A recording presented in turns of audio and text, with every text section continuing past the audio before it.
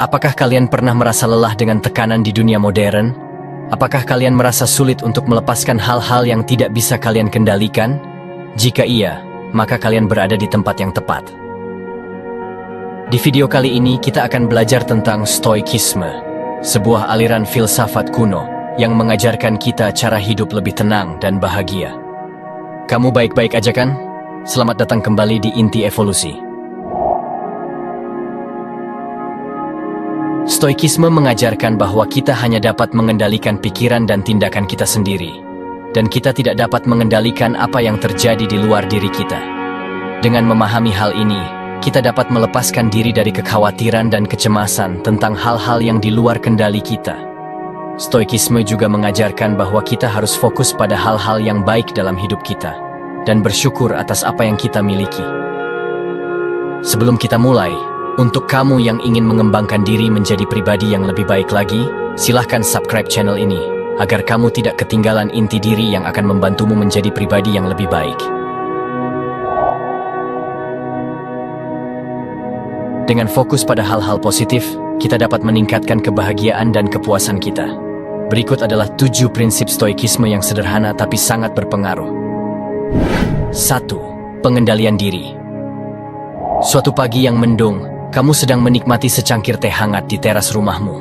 Tiba-tiba, kucingmu melompat ke meja dan menjatuhkan tehmu. Kamu pasti merasa kesal, marah, atau bahkan merasa seperti harimu akan berakhir. Hal-hal seperti ini memang sering terjadi dalam hidup kita. Ada banyak hal di luar kendali kita, dan kita tidak bisa selalu menghindarinya. Namun kita bisa memilih bagaimana kita menanggapinya. Filsuf Stoik, Seneca, pernah berkata, kita lebih menderita dalam pikiran daripada dalam kenyataan. Artinya, penderitaan kita sering berasal dari cara kita berpikir tentang situasi, bukan dari situasi itu sendiri. Dalam kasus teh yang tumpah, kita tidak bisa mengendalikan tindakan kucing kita. Namun, kita bisa mengendalikan reaksi kita. Kita bisa memilih untuk marah, kesal, atau bahkan merasa putus asa. Atau, kita bisa memilih untuk tertawa dan menuangkan secangkir teh lagi. Ketika kita menghadapi situasi yang tidak kita kendalikan, penting untuk ingat bahwa kita memiliki pilihan. Kita bisa memilih untuk fokus pada hal-hal yang bisa kita kendalikan, atau kita bisa membiarkan pikiran kita melayang ke hal-hal yang tidak bisa kita kendalikan. Jika kita memilih untuk fokus pada hal-hal yang bisa kita kendalikan, kita akan lebih cenderung merasa bahagia dan puas. Kita akan menyadari bahwa kita memiliki kekuatan untuk membuat perbedaan dalam hidup kita, bahkan ketika hal-hal di luar kendali kita. Berikut adalah beberapa tips untuk membantu kamu mengendalikan diri dalam menghadapi situasi yang tidak kamu kendalikan. Berhenti dan tarik napas dalam-dalam. Ini akan membantu kamu menenangkan pikiran dan tubuh kamu. Fokus pada hal-hal yang bisa kamu kendalikan. Apa yang bisa kamu lakukan untuk memperbaiki situasi? Lepaskan pikiran-pikiran tentang hal-hal yang tidak bisa kamu kendalikan. Jika kamu terus memikirkan hal-hal ini, kamu hanya akan membuat diri kamu menderita. Dengan mempraktikkan tips-tips ini, kamu akan belajar untuk lebih mengendalikan diri dan menghadapi situasi yang tidak kamu kendalikan dengan cara yang lebih positif. 2. Merangkul momen sekarang. Di era digital yang serba cepat ini, seringkali sulit untuk tetap fokus pada saat ini. Kita dibombardir dengan informasi dan tugas. Pikiran kita sering melayang ke masa lalu atau masa depan. Namun, penting untuk sesekali berhenti dan menghargai momen sekarang. Marcus Aurelius, seorang kaisar Romawi dan filsuf Stoik, pernah berkata, jangan biarkan masa depan mengganggumu, karena kamu akan sampai di sana jika kamu merawat masa kini. Ungkapan ini mengingatkan kita bahwa kita hanya bisa hidup di saat ini. Masa lalu telah berlalu, dan masa depan belum tiba. Satu-satunya hal yang nyata adalah saat ini. Ketika kita fokus pada masa lalu atau masa depan, kita kehilangan kesempatan untuk menikmati momen sekarang. Kita mungkin merasa cemas tentang apa yang akan terjadi, atau kita mungkin menyesali apa yang telah terjadi. Namun, ketika kita hadir, kita dapat menghargai keindahan dunia di sekitar kita. Merangkul momen sekarang adalah keterampilan yang membutuhkan latihan. Namun, semakin kamu melakukannya, semakin mudah itu terjadi. Ketika kamu mulai menghargai momen sekarang, kamu akan menemukan bahwa hidup menjadi lebih memuaskan dan bermakna. 3. Terimalah perubahan sebagai bagian dari hidup. Perubahan adalah hal yang alami. Alam semesta terus berubah, dari pergantian musim hingga gerakan planet. Begitu pula kehidupan kita. Kita mengalami perubahan dalam pekerjaan, hubungan, dan bahkan diri kita sendiri.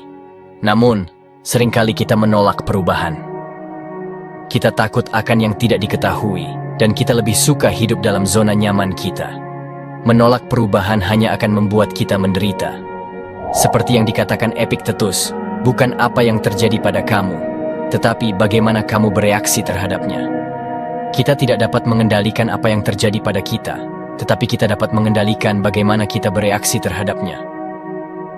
Ketika kita menghadapi perubahan, penting untuk menerimanya. Kita tidak perlu menyukainya, tetapi kita harus menerimanya sebagai bagian dari kehidupan. Alam hidup adalah evolusi. Kita terus berkembang dan berubah. Setiap perubahan, baik besar maupun kecil, adalah kesempatan untuk tumbuh. Jadi, saat kamu dihadapkan pada perubahan, jangan menolaknya. Terimalah sebagai bagian dari kehidupan, dan lihatlah sebagai kesempatan untuk tumbuh dan berkembang. 4. Lepaskan validasi eksternal.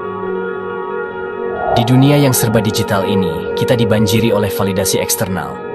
Dari likes di media sosial hingga komentar di postingan, kita seringkali mencari persetujuan dari orang lain untuk merasa baik tentang diri kita sendiri. Namun, validasi eksternal ini bisa menjadi bumerang. Ketika kita bergantung pada orang lain untuk memberi kita nilai, kita menjadi rentan terhadap kekecewaan dan perasaan tidak berharga. Filsuf Stoik Epictetus pernah berkata, manusia tidak begitu khawatir dengan masalah nyata sebanyak dengan kecemasan yang dibayangkan tentang masalah nyata. Kata-kata ini mengingatkan bahwa kita seringkali lebih khawatir tentang apa yang orang lain pikirkan tentang kita daripada apa yang sebenarnya terjadi. Ketika kita melepaskan validasi eksternal, kita dapat mulai hidup dengan lebih bebas dan penuh damai. Kita tidak lagi bergantung pada orang lain untuk memberi kita nilai, dan kita dapat fokus pada hal-hal yang benar-benar penting dalam hidup. Ingatlah, kamu adalah hakim dan juri bagi diri kamu sendiri. Nilai kamu tidak ditentukan oleh orang lain, akan tetapi nilai kamu ditentukan oleh kamu sendiri. 5. Menghargai siklus alami kehidupan. Kehilangan adalah bagian alami dari kehidupan. Kita semua pernah mengalaminya, baik itu kehilangan barang, kehilangan orang yang dicintai, atau kehilangan kesempatan. Kehilangan bisa menyakitkan dan sulit untuk diterima. Namun, jika kita bisa memahami siklus alami kehidupan, kita bisa belajar untuk menghargai kehilangan dan menemukan makna di dalamnya. Marcus Aurelius, seorang filsuf Stoik, pernah berkata, kehilangan tidak lain hanyalah perubahan, dan perubahan adalah kegembiraan alam. Kata-kata ini mengingatkan kita bahwa segala sesuatu di alam semesta selalu berubah. Pohon-pohon menggugurkan daunnya di musim gugur, tetapi daun-daun itu akan tumbuh kembali di musim semi.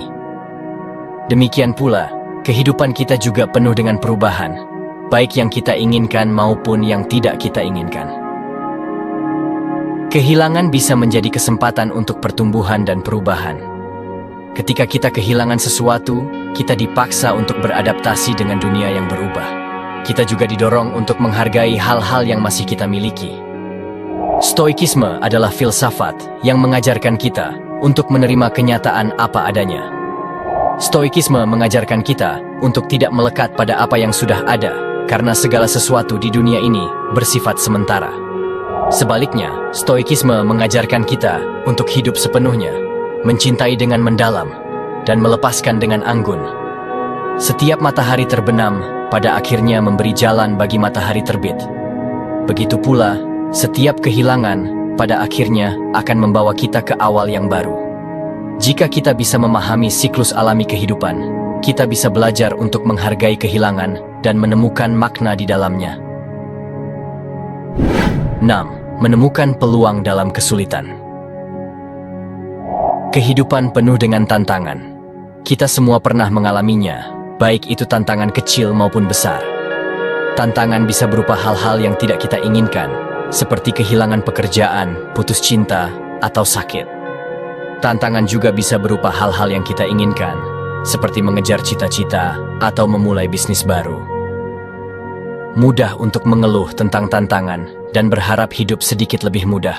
Namun, jika kita bisa mengubah sudut pandang kita bisa melihat tantangan sebagai peluang untuk pertumbuhan. Seperti yang dikatakan Seneca, seorang filsuf Stoik, kesulitan memperkuat pikiran seperti halnya kerja memperkuat tubuh. Ketika kita menghadapi tantangan, kita dipaksa untuk keluar dari zona nyaman kita dan mengembangkan kekuatan baru. Kita juga belajar untuk menjadi lebih tangguh dan adaptif. Misalnya, jika kita kehilangan pekerjaan, kita bisa belajar untuk menjadi lebih mandiri dan kreatif. Jika kita putus cinta, kita bisa belajar untuk menjadi lebih kuat dan mandiri. Jika kita sakit, kita bisa belajar untuk lebih menghargai kesehatan dan hidup. Setiap kesulitan membawa pelajaran, potensi pertumbuhan. Jika kita bisa melihat tantangan sebagai peluang, kita bisa menjadi orang yang lebih kuat dan tangguh. 7. Kekayaan batin lebih penting dari kekayaan materi. Di era media sosial, kita dikelilingi oleh citra-citra kekayaan materi. Orang-orang memamerkan barang-barang mewah mereka, dari mobil dan rumah mewah hingga pakaian dan perhiasan bermerek. Hal ini dapat membuat kita merasa bahwa kita tidak cukup kaya atau sukses. Namun, para filsuf Stoik mengajarkan bahwa kekayaan sejati bukanlah tentang materi. Kekayaan sejati adalah tentang kekayaan batin. Kekayaan batin adalah tentang kepuasan jiwa, kekayaan pengalaman, dan harta kenangan. Kekayaan materi dapat memuaskan kebutuhan dasar kita, seperti makanan, tempat tinggal, dan pakaian. Namun, kekayaan materi tidak dapat memberikan kita kepuasan batin yang sejati. Kekayaan materi dapat hilang atau dicuri. Kekayaan materi juga dapat membuat kita menjadi serakah dan tidak bersyukur. Kekayaan batin, di sisi lain, tidak dapat hilang atau dicuri. Kekayaan batin berasal dari dalam diri kita. Kekayaan batin dapat memberikan kita kepuasan, kebahagiaan, dan kedamaian. Berikut adalah beberapa cara untuk menumbuhkan kekayaan batin. Nilai pengalaman lebih dari materi. Fokuslah pada pengalaman yang kamu miliki, bukan pada barang-barang yang kamu miliki. Luangkan waktu untuk orang-orang yang kamu cintai, nikmati alam, dan lakukan hal-hal yang kamu sukai. Bersyukurlah atas apa yang kamu miliki. Luangkan waktu untuk menghargai semua hal baik dalam hidupmu. Fokuslah pada hal-hal yang kamu syukuri, bukan pada hal-hal yang kamu inginkan. Bantu orang lain. Membantu orang lain adalah cara yang bagus untuk meningkatkan kekayaan batinmu. Membantu orang lain membuat kita merasa lebih baik tentang diri kita sendiri dan lebih terhubung dengan dunia di sekitar kita. Kekayaan materi mungkin menarik, tetapi kekayaan batinlah yang lebih penting. Kekayaan batin dapat memberikan kita kepuasan, kebahagiaan, dan kedamaian. Jika kita ingin hidup yang lebih bahagia dan bermakna, kita harus fokus pada menumbuhkan kekayaan batin kita. Mulailah meluangkan waktu untuk menerapkan 7 prinsip tersebut setiap hari. Dengan praktik yang rutin, kamu akan mulai melihat manfaat dalam hidup kamu. Sampai jumpa di video selanjutnya. Semoga kamu baik-baik saja.